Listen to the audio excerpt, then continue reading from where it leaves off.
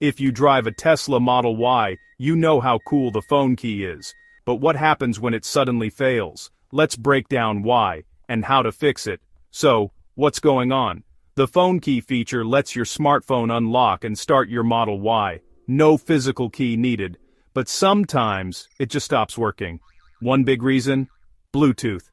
If Bluetooth is off or your phone's battery is low, the connection fails. Quick fix: check Bluetooth settings and make sure your phone is charged. Another issue? The Tesla app.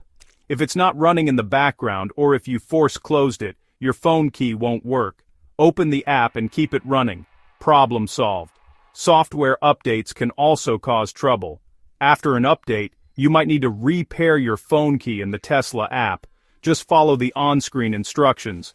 And if all else fails, try restarting your phone or deleting and re-adding the phone key in the app. It only takes a minute. In short, most issues come down to Bluetooth, the Tesla app, or needing a quick reset. Fixes are simple, and you'll be back to easy keyless driving in no time.